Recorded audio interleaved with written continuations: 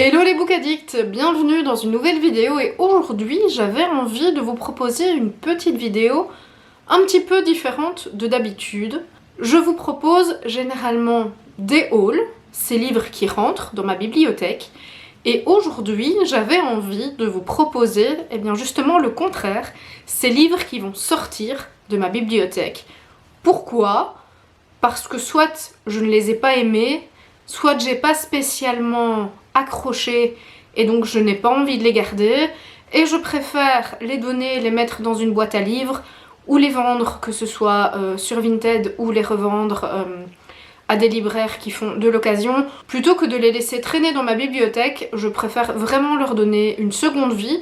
Donc je vais vous faire la première édition de ces livres qui vont quitter ma bibliothèque. On va commencer par l'accompagnateur de Sebastian Fitzek. Je vous en avais parlé dans un retour lecture.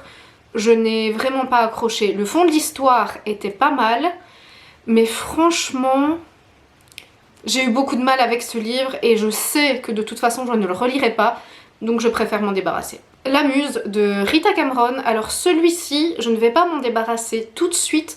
Je pense que je vais le mettre en sursis parce que je pense que quand je l'ai lu, je n'étais pas dans le mood.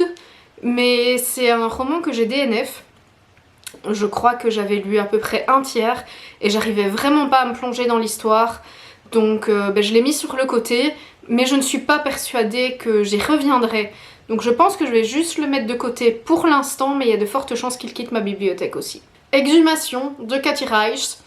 En soi, c'était pas mal comme lecture. J'ai lu ça cet été tranquille sur ma terrasse.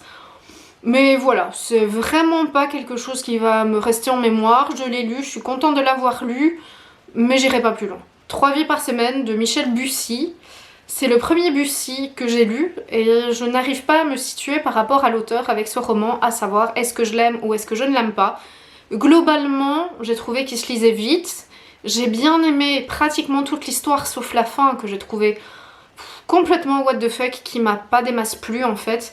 Et donc je préfère m'en séparer et que quelqu'un d'autre puisse le lire plutôt que de le conserver dans ma bibliothèque en sachant que je ne l'ouvrirai plus parce que c'était pas un coup de cœur. La femme de chambre de Nita Prose, donc rien à voir avec la femme de ménage, hein. Ici on est plutôt sur un espèce de cozy mystery. L'histoire était pas mal, un peu tirée par les cheveux, je vous en avais fait un avis lecture tout au début de ma chaîne. Je vous mettrai le lien dans la barre d'infos si jamais ça vous intéresse. Je sais que le tome 2 de cette histoire est sorti et je pense que je lirai à ce moment-là sur liseuse parce que voilà, c'était pas non plus un coup de cœur, c'est pas le cozy mystery de l'année. L'histoire était pas mal, mais je sais que je le relirai pas. Intuitio de Laurent Gounel, c'était aussi le premier livre de Laurent Gounel que je lisais et franchement le résumé m'avait fait énormément de l'œil. Le résumé avait l'air vraiment top et on l'avait choisi comme lecture commune pour le tout premier book club, donc ça commence à remonter. Et finalement j'ai pas des masses accrochées que ça à l'histoire. Alors je peux pas dire que j'ai détesté l'histoire, mais j'ai trouvé ça quand même assez tiré par les cheveux.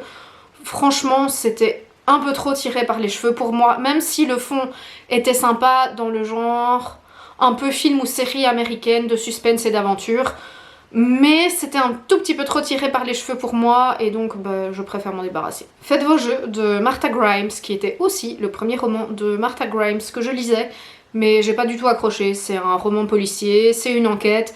Je pense que c'est un petit peu trop vieillot pour moi et en soi ça s'est lu, mais c'était pas exceptionnel, donc là aussi je préfère m'en séparer plutôt qu'ils prennent la poussière dans ma bibliothèque et je pourrais mettre des nouveaux livres à sa place. Bah oui, parce que c'est pour ça aussi qu'on fait des hauls, hein. Pandore, le fameux Pandore de Susan Stokes Chapman.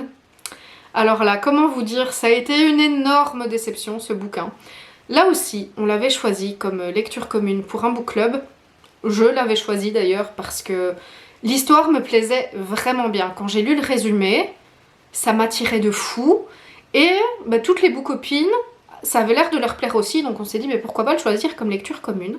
Alors, j'ai beaucoup aimé l'histoire, vraiment, jusqu'à la fin. À la fin, je me suis dit mais pourquoi est-ce que ça finit comme ça? Ça m'a complètement laissé sur la fin, ça m'a complètement déstabilisée. Et alors je ne sais pas si c'était le premier roman de l'autrice ou pas, mais j'ai été déçue de certains manquements à l'histoire. Alors est-ce que c'est l'autrice qui n'est pas allée jusqu'au bout de ses idées ou est-ce que c'est la maison d'édition qui a fait couper dans son texte? Je n'en sais rien. Mais pour moi, il manquait certains développements à des points essentiels de l'histoire, des choses qu'elle nous mettait en avant. Et après, elle revenait plus dessus du tout et ça partait un petit peu dans les limbes comme ça.